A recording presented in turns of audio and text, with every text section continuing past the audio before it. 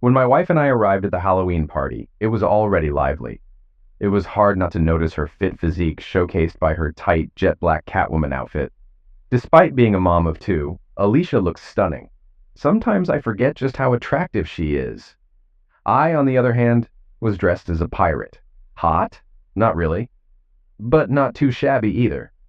Alicia gave me a quick kiss on the cheek before mingling with other guests, while I made my way to the drinks area where my friends were engaged in a heated debate.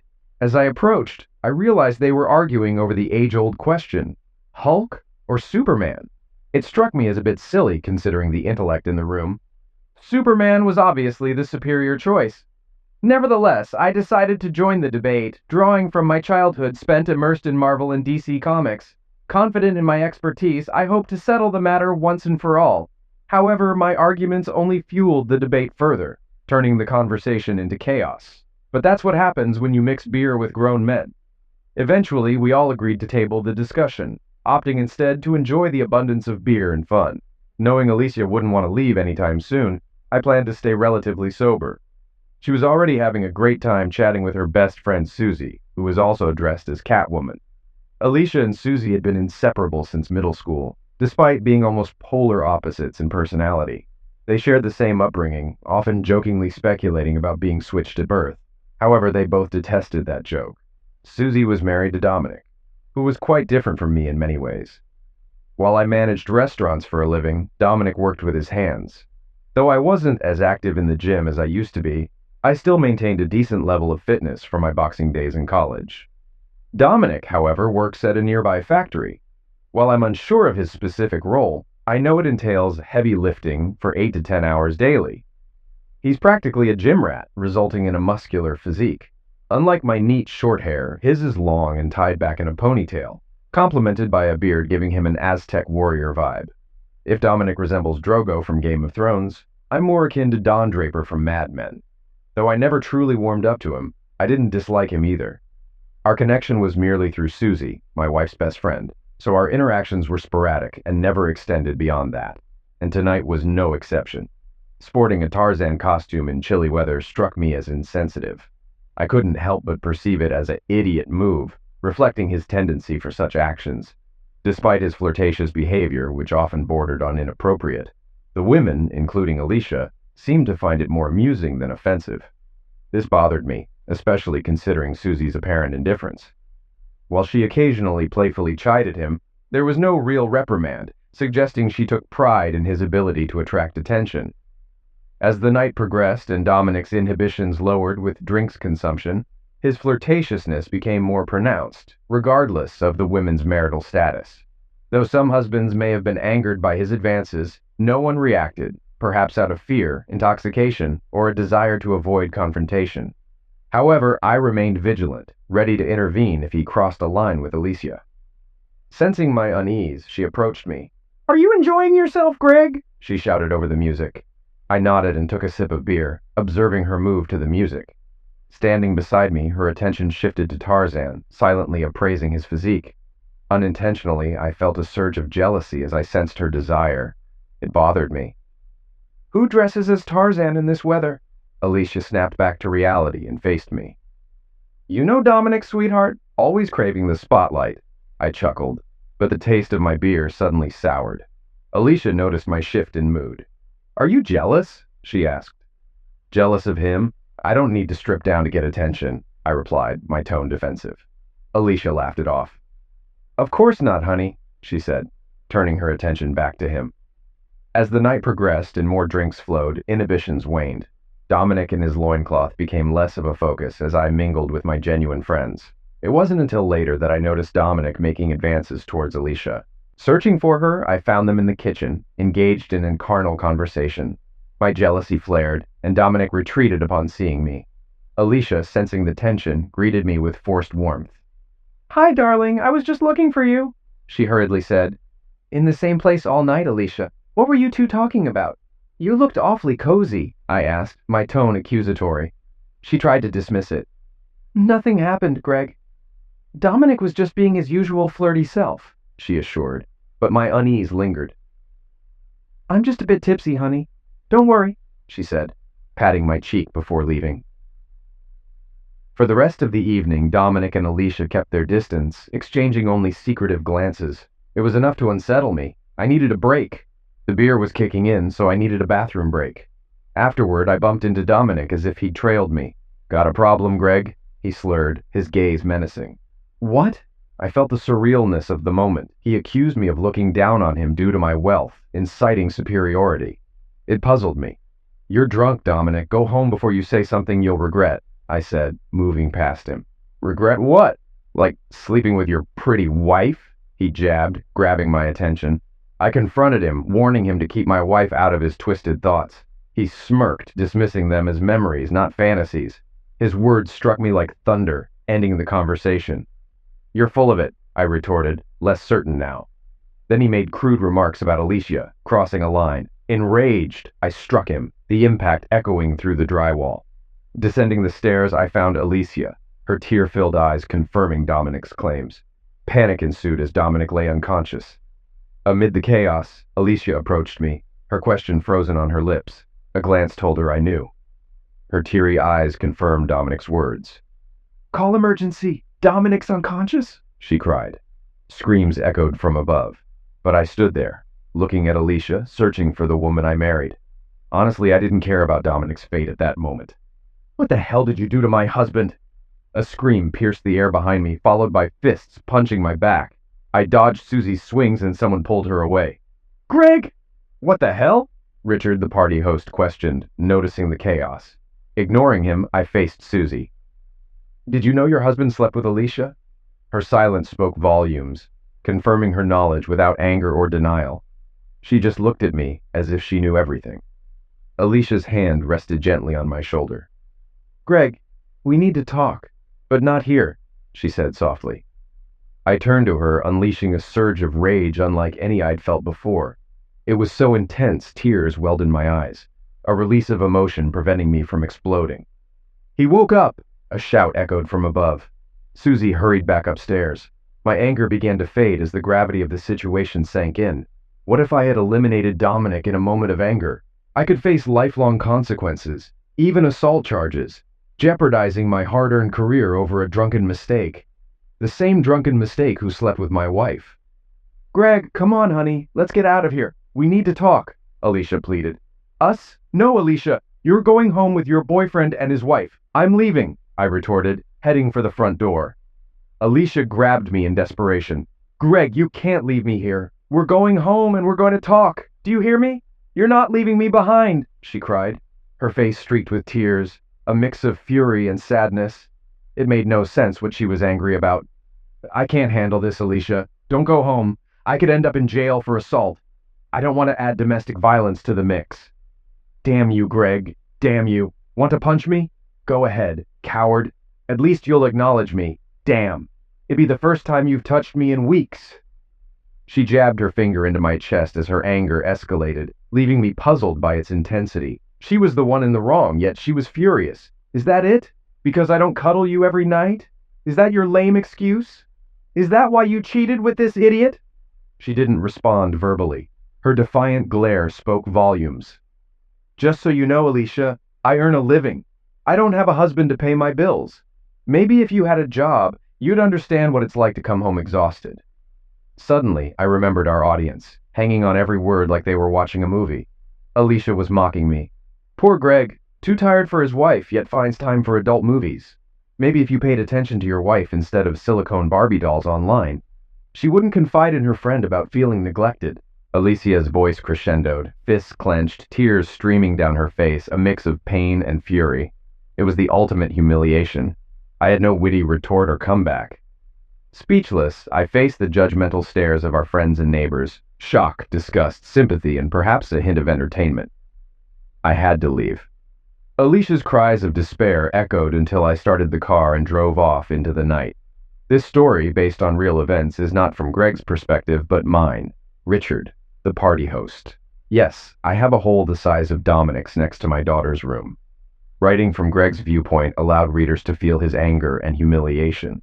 My wife and I discussed it extensively. It's like watching a train wreck. You can't look away. Susie's lack of anger when Greg disclosed Alicia's affair with Dominic indicated she was already aware. Was it a ménage à trois or another scenario? Frankly, a ménage à trois involving them would rival any adult movie. How long had this been going on? I also noticed the exchanged looks between Alicia and Dominic at the party, suggesting something more. Maybe I'm overanalyzing, but maybe not. It was evident Greg was neglecting Alicia carnally, perhaps in other aspects too. Was this an excuse for her infidelity? I doubt it. Does it explain why she cheated? Certainly. Women whose advances are consistently rebuffed may be more tempted to have an affair, especially if the husband shows interest in other women or watches adult movies, which can be seen as a form of betrayal. By the way, Alicia is incredibly attractive in real life. In my opinion, any man would find her irresistible. But this reinforces the saying that for every beautiful woman, there's a man tired of having lovemaking with her. The crucial question is, what happens next? Currently, the four of them are keeping silent about the situation, but it's only a matter of time before it comes out.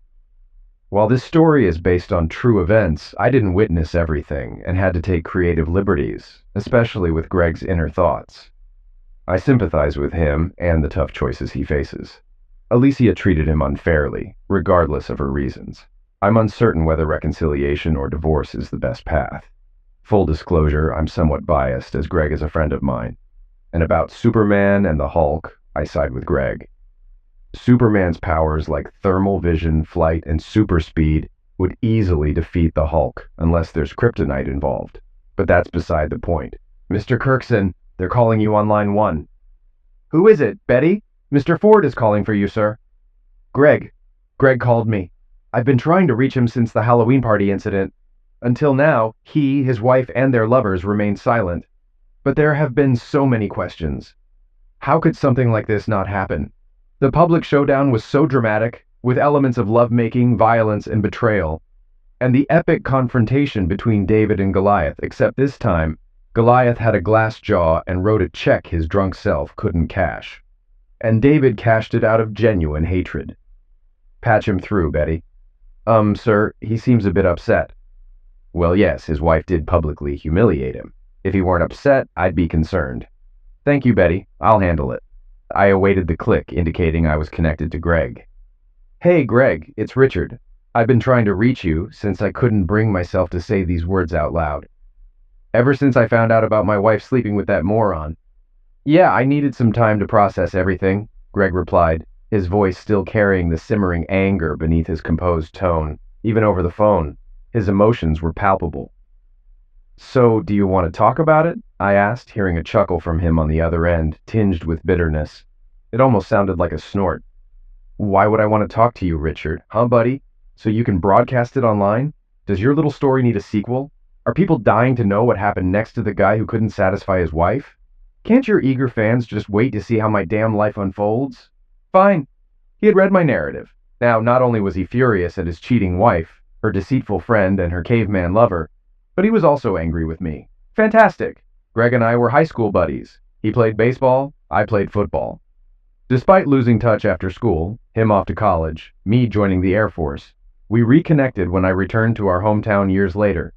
He'd landed a management job at Olive Garden.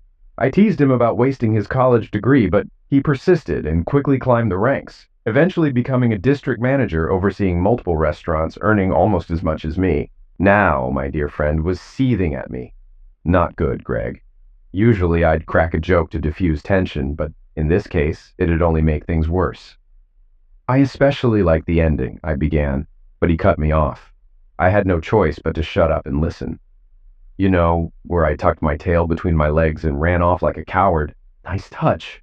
His words dripped with sarcasm, leaving me feeling like a terrible friend, utterly defenseless. Greg, where are you? We need to talk, I urged. You know what's funny, Richard? I've suddenly become quite the popular guy these days. More so than ever before. Seems like everyone wants a chat with me. Must be my charming personality, he quipped, his voice slurring slightly. I could hear the clinks of liquid pouring into a glass. Greg, are you drunk? I asked, concerned. No, Richard, I was drunk an hour ago. Can't tell you who I am now, he retorted sarcastically. All right, I admit it, I was a lousy friend. But I'm here to make it right. Where are you, Greg? I said, hastily grabbing my coat and keys, momentarily forgetting my work obligations. Screw you, Richard. Not telling you where I am. Don't you dare show up at this bar. I'll mess you up if you do, he warned before the line went dead. But I didn't need him to tell me. I knew exactly where he was. There were only a handful of bars in town worth going to, and Greg had his favorite at Moe's, partly because he had a thing for the cute bartender there. She was the type who could flirt and seem unattainable at the same time, which only added to her allure. Yet, despite her charm, she wasn't busy when I walked in. My heart sank seeing Greg alone at the bar, the sole patron in the place. Checking my watch, I realized it was just past noon. Karen, the bartender, greeted me with a wave, her eyes showing concern. "Does this handsome guy belong to you?" she teased, though her smile didn't quite reach her eyes. I nodded subtly, gesturing for her to give us some privacy with a tilt of my head towards Greg.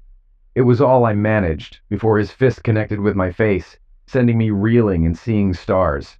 No wonder Dominic ended up in bad shape. Before I knew it, I was on the floor, wiping blood from my lip as Greg glared down at me. Eventually, he shook his head and returned to the bar stool. I picked myself up, signaling to Karen to keep quiet as I made my way over to Greg before he noticed me again. She stood before us, eyes wide as saucers.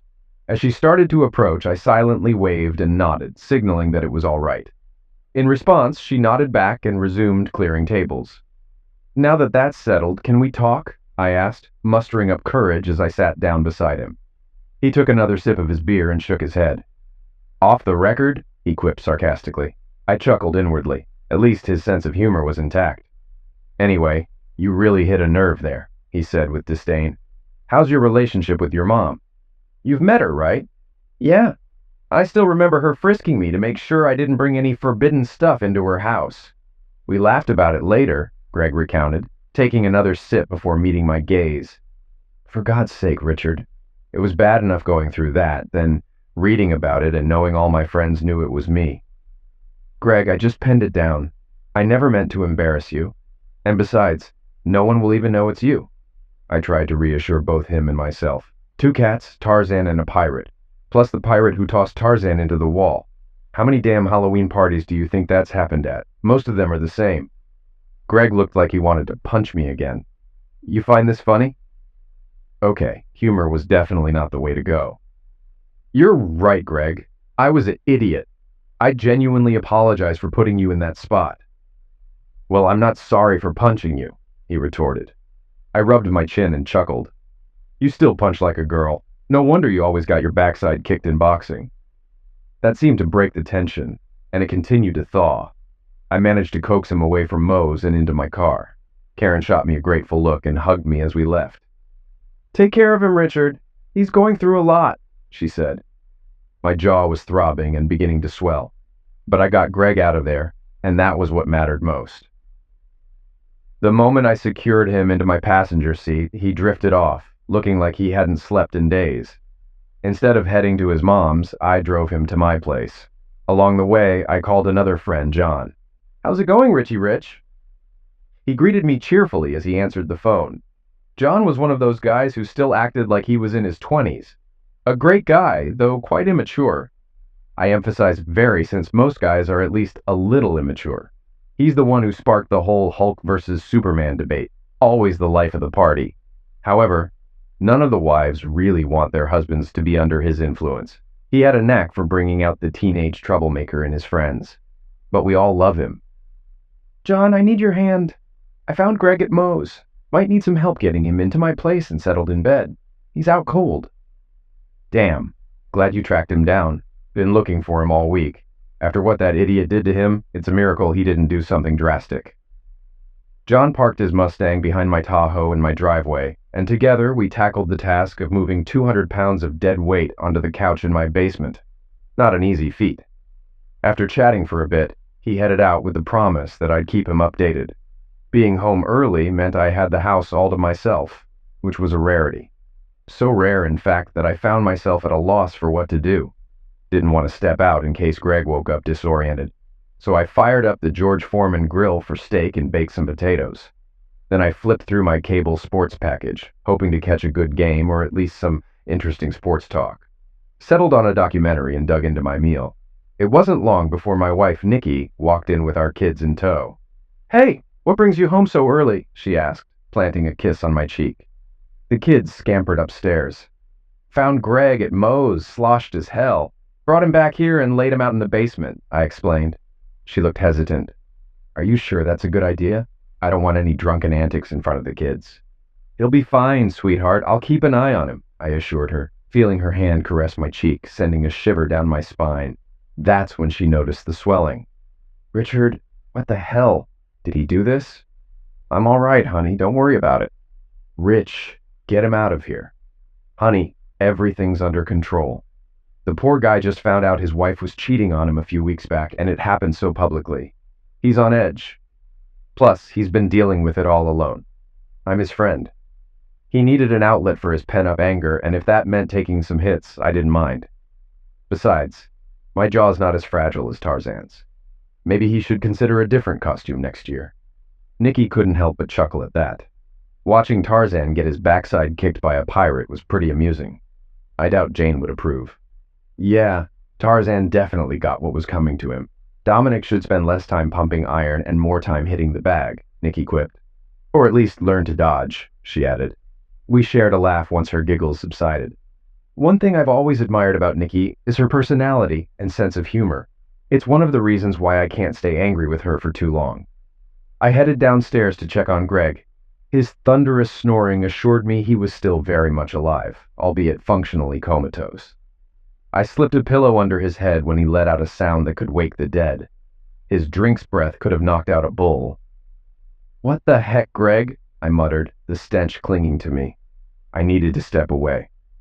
A few hours later, a zombie-like version of my friend emerged from the abyss. His bloodshot eyes screamed exhaustion and distress as he shuffled around my kitchen. Nikki shot me a silent warning that spoke volumes. Keep him in line or he's out. I approached him in the kitchen. How you feeling, buddy? Feels like my wife cheated on me, humiliated me in front of the whole neighborhood, then ran me over with a truck. At least your memory's intact. 2 out of 3 ain't bad. His eyes narrowed. My memory's fine. I remember your damn story too. Remember how you socked me in the face for it? I rubbed my tender jaw. That part seems fuzzy. Might need a repeat just to be sure it's done. There was no real venom in his words. Despite his talk of wanting to punch me again, I knew he wouldn't. I've said it before, but I'm really sorry about that story, Greg. I didn't think it would reach as many people as it did, and I certainly didn't think you'd find out about it. I was wrong. People actually read it. I even got a message from this guy I know who heard about the party from someone, and then read your story online.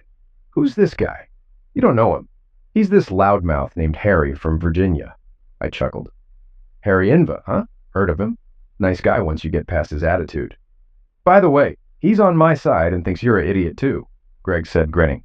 Yeah, well, I'm sure he felt that way before reading the story I wrote about you, I replied. Greg nodded and chuckled. I gave him a friendly pat on the back, which he didn't seem to mind, confirming we were okay.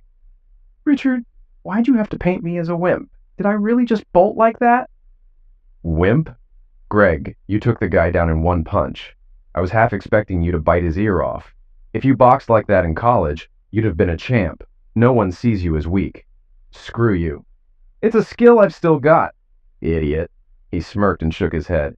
I really handed him his rear, didn't I? Pride and laughter blended in his voice. Hell yeah. Bet your sweet rear you couldn't pull that off, he teased, nudging me. Nah. Might take me 2 hits, I quipped back, unable to stifle a chuckle. It was good to see Greg. So, what went down after I split? Kept looking over my shoulder, thinking I was headed to the slammer. Well, Greg, after you bailed from the Halloween party, Alicia let out this wail like she was facing a firing squad and crumpled to the floor. She sobbed loudly like a broken Catwoman. Nikki rushed to her aid, helping her up and leading her to the couch. Susie, the other Catwoman, came down the stairs with her disgraced Tarzan, holding his head as she guided him. Alicia caught sight of them and flew into a rage. You idiot! What did you tell Greg? You've ruined my life, you idiot! Tarzan, already battered by the pirate, now dodged Catwoman's claws, while Catwoman #2 tried to intervene. Alicia, stop it! Cut it out! Susie yelled, defending her husband. Tarzan, being saved by a woman from a woman, only stoked his fire. Can this idiot embarrass the Jungle Man any further? You should have said something, right? You idiot. Couldn't take no for an answer. What's wrong with you? The jungle man regarded Alicia's fury with detachment. It was clear he hadn't grasped everything yet.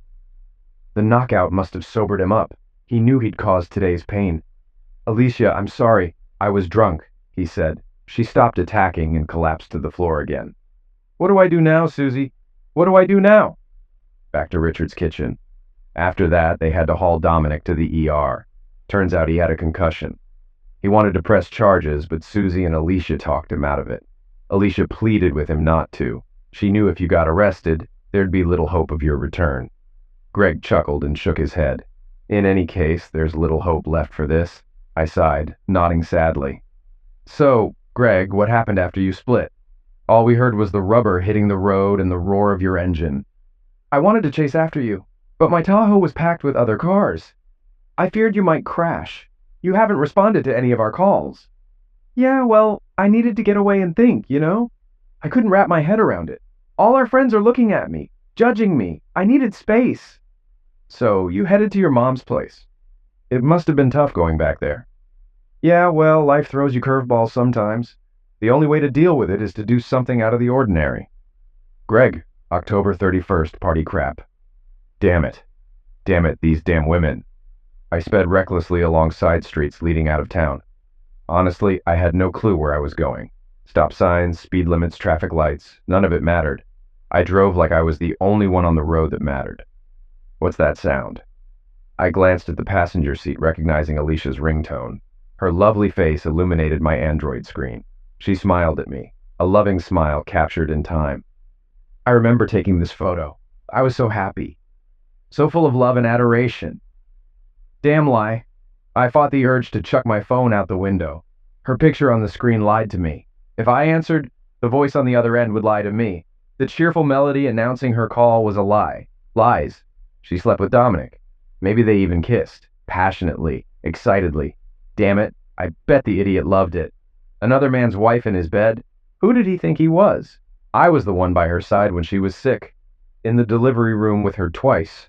Promising to love her in sickness and health. I devoted my life to her. The persistent ringtone tormented me with its falsehoods. He paused for a moment, then continued. I shut it off and pulled out the battery. Silence. No more lies. I drove aimlessly around the city, my mind on autopilot, protecting itself from overload. The images of tonight's events and worse, the scenarios I imagined between my wife and that idiot in the jungle, were overwhelming my mind, overclocking my processor. Reality hit me when I gazed up and found myself parked in front of my parents' garage. I couldn't recall driving here. It seemed my subconscious guided me back to my childhood abode. Cutting the engine, I entered. Every child holds a key to their parents' home, even if they vowed never to return. Well, perhaps not every child, but in my case, it was late. The living room, unchanged for decades, greeted me in darkness. The sofa, coffee table, lamp, all fixtures frozen in time exactly as I remembered them. Strangely, I found solace in this familiarity. That night, in one drunken conversation with a Neanderthal, everything changed in an instant. I've always been skeptical of stories where worlds shift in a blink, except in tragedy. This night turned me into a believer. My entire understanding of life was upended by a single conversation. Returning to my childhood home brought a sense of stability after an earthquake shatters buildings and fractures the ground. In such times, people crave calmness. Stability was what I needed now. For the moment, I was safe at home. Who's there? My mom's voice rang out, envisioning her wielding a baseball bat, ready to fend off intruders. It's me, Ma. Gregory? Yes. Suddenly, the light flicked on, momentarily blinding me. I squinted to shield my eyes. Why on earth are you skulking around in the dark? Trying to give me a heart attack? Glad to see you too, Mom. As my eyes adjusted, I faced an elderly lady, clad in floral pajamas, hair in curlers. Why are you here at this hour? And what's with the idiotic outfit? Straight to the point. That's my mother. In that moment, I realized I was still in most of my pirate costume. My hat, parrot, and eye patch were long gone. Now I just looked, well, like an idiot. Long story, Ma. Listen, I'll be staying here for a while. The kids will leave tomorrow, but I'll be back. I'll fill you in, but not in front of them. Okay. I didn't ask her to stay with her. I simply informed her of my intentions. This might appear odd to most, but it's normal for us. My family isn't what you'd call affectionate. My dad is straightforward, never saying more than necessary and expecting the same in return. Hugs are brief, I love you, reserved for dire moments. My parents were a perfect match, both reserved in affection. How they even conceived me remains a puzzling mystery. They were either destined to find each other or destined to suffer alone. All right, Gregory, you know where everything is. I'm going back to bed. My mom's frail figure vanished around the corner, her voice trailing. And lock up. The next morning I checked my phone, finding 29 missed calls. 15 from Alicia, some from Richard, and a few from others at the party. I ignored them, knowing they'd likely consist of people eager for gossip about the affair. After a restless night, pain, anger, and confusion lingered. I also wondered about the police. What happened to Dominic after I left? Did he go to the hospital, press charges? Would I end up in jail? I slipped out of the house before my mom woke, leaving a note explaining my departure. If Alicia called, Mom was instructed to inform her I'd reach out when ready. I parked near my favorite bar, seeking solace in strong drink to numb the pain. For the next couple of weeks I hid at my mom's, only encountering Alicia when dropping off the kids or fetching belongings. Our interactions were strained, ending with her upset. Before leaving, I overheard her talking on the phone, ears perking up as I listened. If it had been the creep, I would have lost it. But it was Susie, her half of the conversation leaving me unsure if it was better or worse. I divided my free time between my parents' place and the bar. With Dad away on business, it was just Mom and me. Oh, joy. Deep conversations weren't her thing, though she listened attentively and offered support, even if she didn't fully grasp the situation. I'd never discuss adult films with her, especially after her warnings in my younger years about blindness and hairy palms. During my stay, we spoke little. I outlined why I was staying, and she listened, but didn't press for details. When she asked what I'd do next, all I could do was shrug and admit I didn't know. "You'll figure it out," was her encouraging response. We didn't revisit the topic. Oddly comforting, it spared me from endless retelling and emotional coddling. I was free to grieve in my own way, taking all my sick and personal days I couldn't face anyone, even though no coworkers were at the party. Living in a small town, gossip spread like wildfire. I wasn't just dealing with infidelity, it was public humiliation. Poor Greg, too busy with obscene films to satisfy his wife. Eventually, I had to shut off my phone. It kept ringing incessantly, faces pleading for answers. Screw them all. Whether the universe or Dominic's pride intervened, the cops never came. It was intriguing to observe my friends' behavior. They sent emails and even called, yet none visited my parents' house. I realized that when people are unsure what to say, they often avoid the situation altogether. They weren't neglectful friends, just unsure how to help. This silence, both a curse and a blessing, left me alone with my thoughts constantly. To quiet the disturbing images in my mind, I sought solace in drinks at the bar, with Karen becoming both my deity and my salvation. The hardest part about staying with my mother was being separated from my children. It was self-imposed exile, but it still stung. I knew seeing them meant facing Alicia, akin to reaching a warm bed across a half-frozen lake, so I drank even more to numb the pain. It took Karen showing me a story, Caught Cat Weeman, penned by a friend, to break the cycle. It mirrored my own script, featuring two Catwomen, a pirate, that damn Tarzan, Superman, and Hulk. The nerve. Fuming, I dialed 7 digits. "Good morning, Mr. Kirkson's office. This is Betty. How can I help you today, Richard?" "Today, at Richard's place. So, what's the plan with Alicia? Divorce? Separation? Give her a thrashing?" Greg chuckled sadly and stared at his plate. "Do I have to choose?" he quipped, lacking enthusiasm. I saw the agony etched on his face, replaying Halloween's events in his mind, her words echoing like a broken record. "Greg, I've got to ask. You can tell me to buzz off if it's too personal, but about that adult film? What did she mean?" Greg blushed, shifting uncomfortably. "So what? I watch them occasionally, not every day. Are you implying she doesn't or you don't?" he retorted defensively. "Sure, I watch them, but Alicia said you were viewing them instead of being carnal with her." "That's true. Buzz off, Richard. It's too personal." "All right, buddy, fair enough. But I just want to understand what went wrong. You two seemed so happy. I never suspected a thing."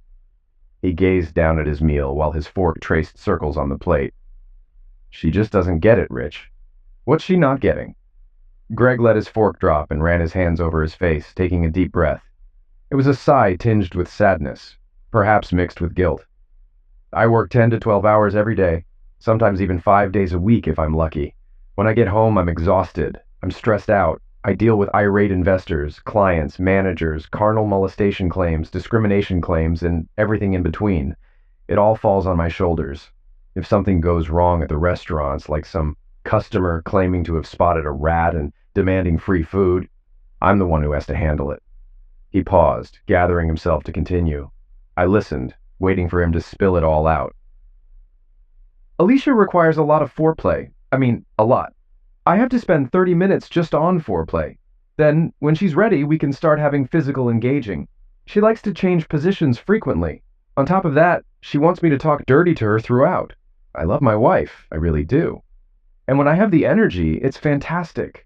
I know guys who complain that their wives are frigid, unimaginative, or just want to get it over with. Alicia is none of those. But I don't have the stamina to do this every night, especially after dealing with all the crap I face during the day. He paused, glancing away. Rich, sometimes I just feel better being alone. I hate to admit it. I mean, every man dreams of a woman like Alicia. A passionate woman who genuinely enjoys lovemaking. I know I'm lucky to have her. But I noticed his eyes starting to cloud over. It's tough to reconcile the pain of marriage when you realize the part you played in your own troubles. I do so much for her, for the girls. I work my backside off to give them everything I didn't have as a kid. My dad was very thrifty. He only bought what I needed. I want more for my girls. And then there's my wife, and I enjoy spending time with them. They're my whole world. But sometimes, I just wish I didn't have to do something for someone else. When I come home after dealing with all the crap at work, sometimes I don't always want to be a dad or a husband or a boss. I think I missed a bit of that. How long has it been since you two were carnal? I mean, before the party. He shook his head. I don't know, Rich. I really don't know. I didn't even realize so much time had passed. I nodded, a flicker of understanding dawning on me. Then I saw anger flash in his eyes. But that doesn't give her the right to do what she did. Though, Richard, I didn't humiliate her in front of everyone. I didn't cheat on her. She should have come to me with our issues. Why didn't she come to me? I had to take a risk with my next remark. It was crucial to convey my point to him without seeming like I was taking her side. Maybe for the same reason you never explained to her why you watch adult films. Communication can be tough, especially if you don't realize you need to say something in the first place. How do you communicate your unhappiness to your spouse? Simply put, you say, I'm unhappy. Touché. Things were escalating too much. Usually at moments like this, I'd crack a joke, so I switched gears. So, Greg, about my wall. He caught on that I was teasing him and grinned, shaking his head. Call it even for this one. Idiot. I thought the punch in the face had evened things out. Not quite. I chuckled. Seeing Greg as he was before Halloween was refreshing, even if it was fleeting. Fair enough. That's when I noticed Nikki standing in the doorway with a peculiar expression. Her eyes urged me to see her right away. I left Greg to his meal and approached her. What's wrong, dear? She glanced around nervously and drew me closer to whisper. Somehow Alicia found out Greg's here. She's on her way. Damn, John. Probably called her to vent or something stupid. Unknowingly gave away Greg's location. You need to intercept that woman at the door. Nikki. Nikki raised her hands and shook her head. Rich, I'm not getting involved in this mess. Greg needs to face this.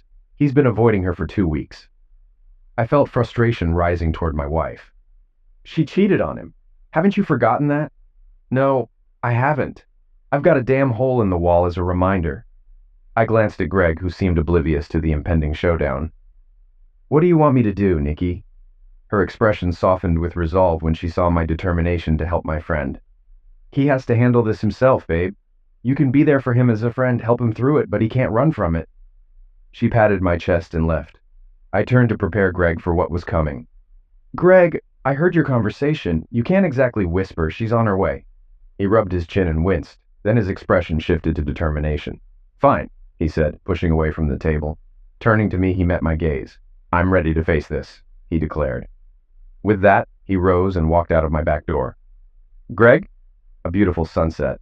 Soft hues painted the pale sky, serene and almost calming. Greg, honey? The serenity shattered. I didn't respond to the alarmed voice signaling the arrival of my unfaithful wife. I didn't even turn to look at her. My eyes remained fixed on the sky above. Alicia interpreted my lack of reaction as an invitation, which in some sense she wasn't entirely wrong about. She settled beside me on Richard's back porch, drawing her knees to her chest as if seeking protection. I've been searching everywhere for you, honey, she said, starting off in the worst possible way. I've been in the same place all night, I muttered, deliberately echoing the exact words I'd used when I found her cozying up to Dominic in Richard's kitchen a couple of weeks ago. She seemed a bit puzzled by my response. Greg, we need to talk, she said, and I nodded in agreement. From my side vision, I could sense her anguish. I avoided looking directly at her face, but it seemed like a grim sight. Swollen eyes, flushed cheeks, a somber expression. At least that's how her voice conveyed it. I love you, honey. It's a lie. I cut her off. Greg, stop it. Alicia, just stop it. You can't claim to love me and then embarrass me the way you did, airing our issues in public like that. I would never do that to you. What are you talking about, Greg?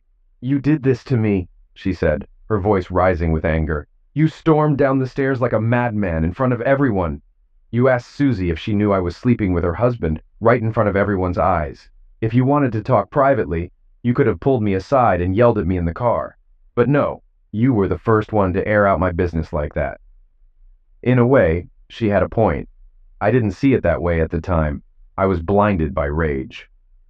Okay, Alicia, I'll give you that, but I didn't initiate this. Your damn boyfriend confronted me, telling me all about your indiscretions in front of other people. I handled it the best I could. I was furious, rightfully so. Could I have handled it differently? I paused to rein in my emotions. But I didn't cheat with anyone, I continued. You didn't have someone come up to you and rub my betrayal in your face. I looked her squarely in the eyes. The anger drained from her expression, replaced by remorse and guilt. I know, Greg, she said softly. I simply shook my head. Do you really think so, Alicia? Do you really? Her eyes sparked again. Maybe you didn't physically betray me, Greg, but you weren't present for me. Remember last night when I wanted closeness? And you... I shook my head. It was on my birthday. I treated myself to some beautiful lingerie from Victoria's Secret. It was so hot. I indulged in a fragrant bubble bath, getting excited thinking about the night ahead. I lathered my body with eucalyptus-scented lotion, spent an hour doing my hair and makeup. Do you recall that night? I did remember that night. That was the day I had to fire Frank. He was my close friend, one of my assistant managers back when I worked at Olive Garden. We'd become good friends over the years. When the allegations surfaced, I stood up for him vehemently. I was certain he wouldn't do something so reckless. But the girl had text messages. Damn text messages. When they emerged, I was livid. I was the one who promoted him. I was the one who vouched for him. And I was the one who had to deal with it. Or they'd deal with me. So, needless to say, I wasn't in the best mood that evening. But I didn't forget her birthday. I made a reservation at her favorite restaurant, all set for a nice dinner. But all Alicia wanted that night was dessert. We went out to dinner for your birthday, and then we made love that night. Alicia, I recalled this. She shook her head sadly. We had love-making, Greg. You couldn't even enjoy it. Then when I tried to cuddle with you, you pushed me away, saying you were tired. That's why I gave you space. Her voice caught, and she swallowed hard.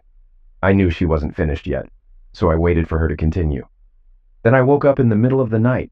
I saw you at your computer. I saw you watching adult films and pleasuring yourself. The words came out forcefully, and then she broke down.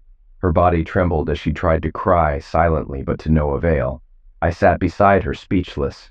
Slowly, I began to grasp her perspective.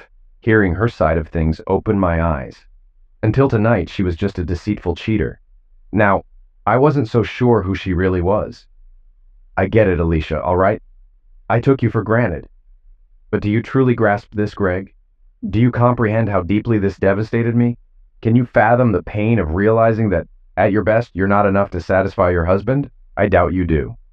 After that, I made a pact with myself to stop initiating lovemaking with you. I wanted you to desire me, but you never did. So, That's why you ended up with Dominic. Did he make you feel like a woman? She sniffled beside me and wiped her nose on her sleeve. Yes, Greg, he and Susie did. Damn it. Susie and I got drunk once in high school. Something happened that night. In the morning, we were mortified. We chalked it up to the drinks and pretended it never occurred. Well, over a decade later, I found myself at her doorstep in tears. A few weeks afterward, feeling like the most inadequate woman alive, I went to her place. I was so low, so shattered. I told her I needed to get drunk, and we did. The feeling of inadequacy started to fade, but it never truly went away. And how did you end up in bed with her and Glass Joe? Dominic came home from work and found us completely wasted. Susie confided in him about my issues. He began telling me how beautiful I was, how he desired me. Susie backed him up, mentioning our past in high school. He got excited and suggested we kiss. We were so drunk that we obliged. It all began with a playful kiss, but before I knew it, things had escalated beyond control. How many times did you sleep with them? She turned to gaze at the now darkened sky above us and whispered, Twice. It stung. The drunken episode was bad enough. I could eventually move past it, but knowing she'd been with them again was a whole other blow. So, at the party in the kitchen, what were you and Dominic discussing? Her eyes flashed with anger and a hint of guilt as she recalled it. He was drunk, complimenting my hot costume and suggesting we go to their place for some fun. I was worried someone might overhear, so I tried to hush him. I admitted my mistake, saying the three of us couldn't continue. Then he got a bit forceful, pressing against me. That's when you walked over? Yes. I gathered my lingerie in a pile. Wasn't that what you said? She nibbled her lip, shaking her head. I was furious, Greg. Seeing Dominic pestering me like that just reminded me how little you valued me. Were you planning on heading to his place later for some fun since he appreciated you? She shook her head, locking eyes with me. No. I was hoping you'd finally take the initiative. I chose the Catwoman outfit because I knew you loved Michelle Pfeiffer in Batman Returns. You once told me how you fell for her because of that suit. I saw the way you looked at me in it. I saw desire in your eyes. Mine. I almost skipped the party altogether to get what I'd been yearning for. I wish I had. I hoped when we got home you'd take me. And then Dominic happened. She spat his name out. Well, none of this would have happened if you hadn't slept with him. Why didn't you just talk to me, Alicia? She sadly shook her head again, sniffing. I don't know, Greg. I wish I did. Lord knows why I didn't. Well, I guess there's enough blame to go around. She turned to me, hopeful. So what now? Greg, I don't want to lose you. I love you so much. I'd do anything for us to get through this. My head swirled. Can we get through this? Can I forgive her, knowing I played a part in our downfall? Leave the past behind? I don't know, Alicia. So much has happened. It'll take a lot for us to start healing from this. A glimmer of hope sparked within her. She wiped her tears, gripping my hand. Please, honey, I'll do anything. Just give me a chance to show you how much I love you. I met her gaze, sensing hope. I began to feel it too. It'd take time, but maybe we could mend each other. If we both fought hard enough, there might be a chance. All right, Alicia, but it'll take several steps. First, we need counseling. It's necessary. Obviously, we have a lot to work through. We need to learn how to communicate with each other. She kissed my cheek, embracing my neck. Yes, darling, whatever you say. Secondly, you need to cut ties with Susie. That's when I saw the light fade from her eyes, feeling it dim in my heart. Well, what did you say? I said you need to end your friendship with Susie. Greg, why are you asking me to do this? I reclined in my chair, staring at her in disbelief. Seriously, Alicia? You cheated on me with her and her husband. What do you expect me to do? Just trust that it won't happen again? Every time you're with her or talk to her, do you realize what goes through my mind? How can I heal if this wound keeps getting salt rubbed in it? She recoiled as if I'd struck her, tears welling up in her eyes. We locked eyes in silence as seconds stretched into eternity. You want me to choose between my best friend and my husband? I can't do it, Greg. Please don't make me. Words couldn't convey the agony that coursed through me at that moment. Strangely, it was worse than catching her in the act. This time, there was no anger to mask it. My heart constricted painfully, crushed by the weight of the realization that it was too much to bear. The fact that she couldn't choose me over her best friend was devastating, a catastrophe of unfathomable proportions. The woman I loved most didn't love me the same way. I wasn't her one and only love. I shared her heart with another. Dominic's irrelevant now. I don't care about him. This is bigger, Alicia. But she couldn't sever her ties with Susie. The bond was too strong, rivaling her love for me. She couldn't let it go, even if it meant sacrificing our marriage. Sadly, we divorced less than a year later. Alicia fought tooth and nail to prevent it, even stooping to humiliating herself. I never imagined I'd see her pride crumble like that. She begged me at my workplace not to leave her, embarrassing herself in front of everyone. I begged too. It was a heart-wrenching plea that left everyone uncomfortable. Even I secretly hoped I'd give her another chance. But I couldn't bear the thought of her being around him as long as she refused to relinquish her friendship. In essence, I was right. No spouse should have to share. A year later, the wounds still run deep. There are no winners here. We do our best for the kids, avoiding putting each other down in their presence. Yet, many nights I've been a shoulder for Greg to cry on. But there was one silver lining this Halloween. He brought a date to my party. She wasn't dressed as Catwoman. Maybe she's just a rebound, not his next great love. But finding someone new is still progress. Real life isn't about neatly packaged endings. It's a messy, gradual healing process. Alicia, Dominic, and Susie didn't show up at the party. They cut off contact with the rest of us. Susie remained staunchly by Alicia's side, accusing Greg of unfairness and trying to force an impossible choice. In my view, the choice wasn't impossible. Alicia simply didn't want to be married as much as a loving wife should. She claimed she'd do anything, but actions speak louder than words. She might have been willing to play the part of a love-making slave or a doting housewife, but when it came to sacrificing something personally significant, our marriage wasn't worth it to her. In the end, he's better off without her.